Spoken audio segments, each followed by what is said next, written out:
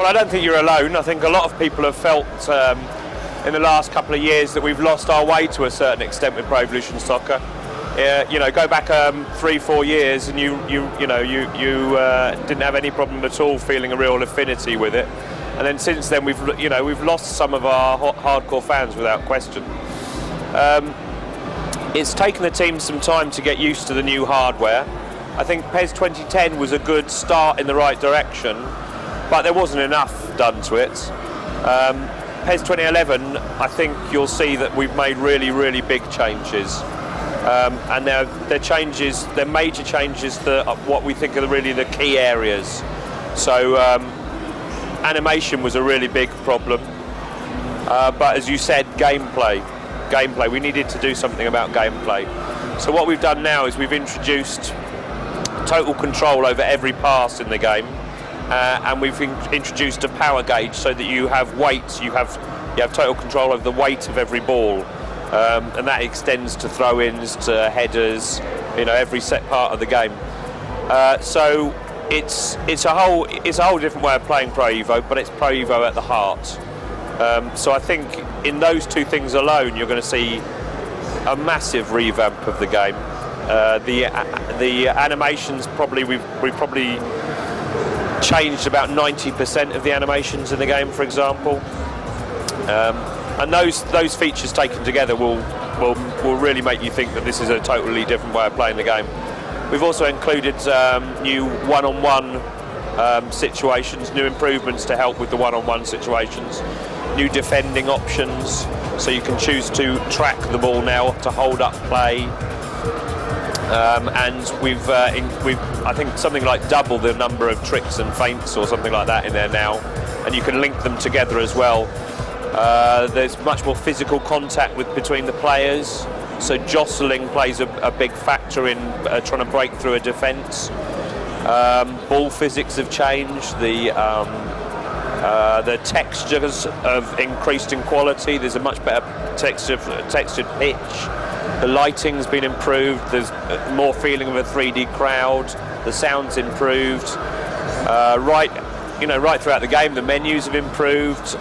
We're doing a lot of stuff with the tactics screen, drag and drop tactics that react to certain situations, so you can set up tactics in advance so that your team will play in a certain way depending on what happens on the pitch. And then we're introducing other new features like Online Master League, and we're revamping other modes, and we're doing a lot with the edit mode as well. So it's massive changes for us this year, massive.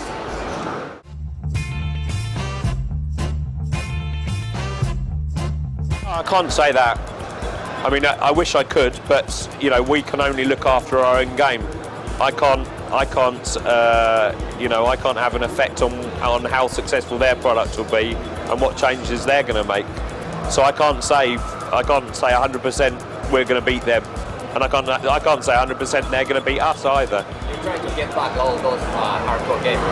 Without question, what we want to do. The competition is great. It pushes the genre on, and obviously we watch out for each other. We keep an eye on what the other product is doing. But yeah, you're right. What we're trying to do is win back our hardcore fan base. That's the goal, and I think PES 2010 will do that. I think, you know, if fans want a new kind of Pro Evo that plays in a completely new, exciting way, then I think they'll be happy to come back. If they, you know, maybe they've switched sides for good. You know, maybe that it's impossible to get them back. But you know, I still think that hardcore fans want to come back. It's like they've been forced away, but they still would, they would still rather come back to us, because I think Konami and Pro Evo represents something quite difficult to come to put into words, but it's quite emotional and it's quite difficult to leave. It's like supporting a football team, isn't it?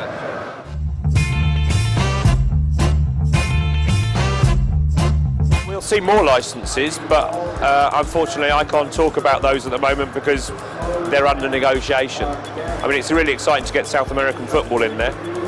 Can we expect a big surprise? Yeah. To be honest, because it was a license that was done in in South America and well in Mexico as well, of course. I didn't find out much about it until it had been done. But and to be honest, it's not a tournament that I'm really well versed with, because it's not shown on TV, in the UK, for example. But it's fantastic to get to get more licensed content in. But it's also quite interesting. You know how sometimes a sports game will force you to learn more about real life, which is a good thing. So when you're playing, if you play the if you play the Copa Libertadores, you're going to find out about who's playing where, what the teams are like, what the stadiums are like, etc. And as a football fan, I think that's really cool. I think that's really exciting. But I can't tell you what else is going to happen in the future with license. We'll have a couple more things to say about this year.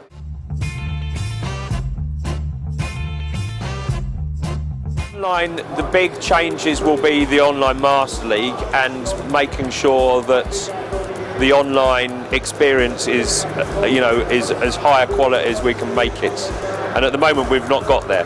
PES 2010 didn't get there. There were improvements, but we need to make sure that 1-on-1 and 2-on-2, that those situations we provide an excellent online service before we can start doing 6-on-6, 10-on-10, 11-11 eventually. But and I think that's what fans want to see us do first. If we jump in and start doing 5v5 and it doesn't work, we'd rightly be in trouble with the fans.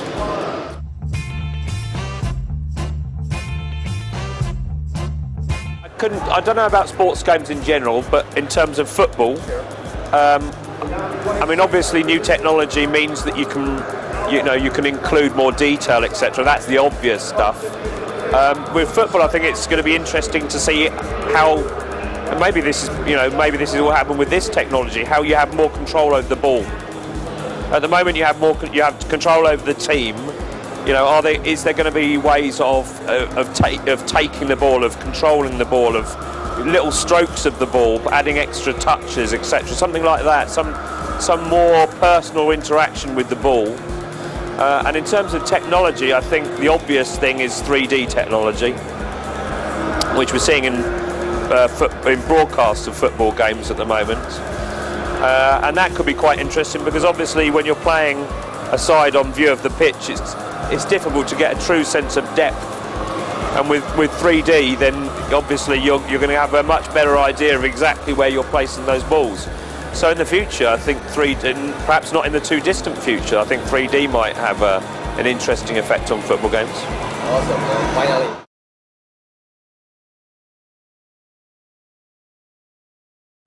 I didn't bet on this, but I kind of wanted to before I left. I think either, and this is not what other people say, so I could be completely wrong, but I have a sneaky feeling Germany will do well. They're a young team. Apparently they've still got to learn a lot. Maybe they're unproven, but I don't know. I think Germany might have an out. As soon as Germany get into the knockout stages, I think they're in with the shout.